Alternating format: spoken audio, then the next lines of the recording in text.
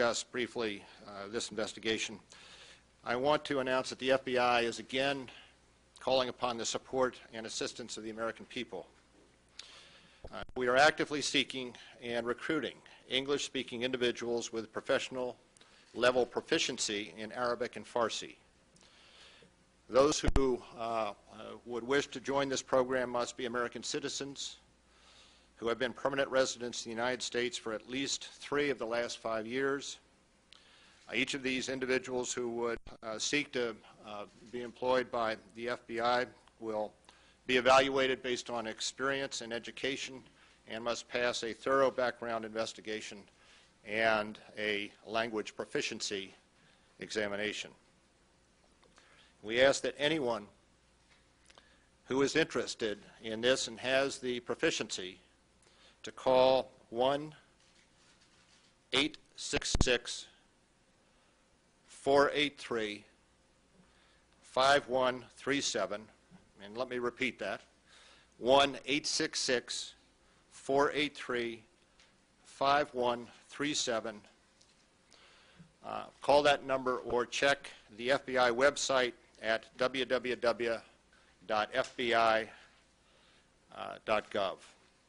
Now, turning to the ongoing investigation, I'll say that we now have 500 personnel here in FBI headquarters, representative of 32 agencies, federal, state, and local, working 24 hours a day, coordinating the investigation across the country.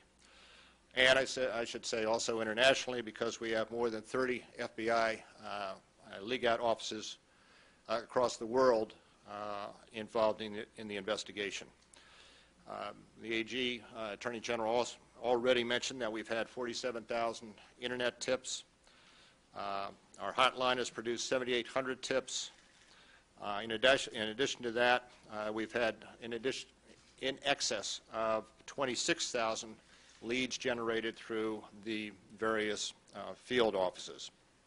I might finish up by saying that we have, in the course of questioning a number of individuals throughout the country, we have 49 individuals who are currently being detained by the Immigration Service because of some concerns about the status of those individuals in the country. And with that, I think the Attorney General and I would be happy to answer questions. Is hindering the investigation? Is that why you're looking for people to speak Arabic and Farsi?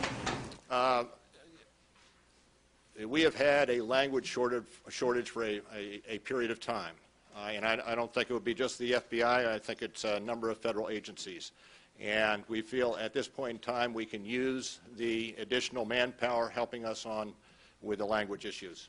Director, how many people have you arrested on material witness warrants or other ones? I cannot and will not give you the total numbers on material witness warrants. It suffices to say that there are a number of material witness warrants that have been issued. They are sealed in most cases, and I cannot give you direct numbers. Yes, sir.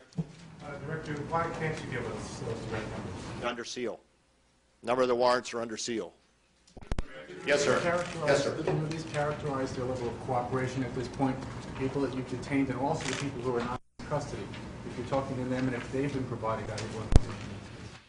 It's hard to generalize. There are individuals cooperating, yes. There are a number of individuals that are not cooperating. Next question. Yes, sir. I'm sure you're aware of reports that there have been names on watch lists in which there have been gaps in time before CIA information is passed along to the FAA or the FBI or the INS. Could you talk a little bit about how that process works and what is an acceptable amount of time before the word gets to these various security agencies? Well, I know there is talk of one incident in which individuals have come into the country and subsequent to their arrival in the country been put on a watch list. When we're talking about watch list in this circumstance, we're talking about the watch list at the borders so that somebody seeking to gain entry to the United States goes through immigration and the name pops up. There is an incident where a name had been passed on and the person was already in the country, and the FBI sought to find that individual or individuals. One finds that when they fill out the cards at the border, they can put down Marriott, New York City, and as everybody knows, there are a number of Marriotts in New York City, or Sheraton, Detroit, or Los Angeles. And when we're passed a name and required to find the individual, and we have no identity data other than a hotel or motel, we do the obvious thing and go to the either Marriott or Sheraton or the other hotel chain and have them run all the hotels in that vicinity. But it is very difficult, quite often, to find somebody once they're in the country. Yes, sir. As a follow-up to that, were warning signs missed that might have played a part in this, not only in San Diego but also in Minnesota in the weeks before the attacks? There were no warning signs that I'm aware of that would indicate this type of operation in the country. Yes? We're hearing a number of complaints from the Arab American community that the FBI is targeting people, questioning people based solely on their ethnic background. Can you address that? Absolutely. And thank you for raising that. If that is a perception out there, I would like to dispel it. It is wrong.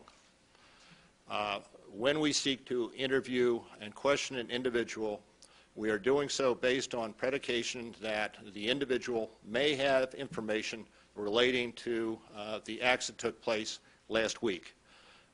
We do not, have not, will not target people based solely on their ethnicity, period, point blank. Yes, ma'am.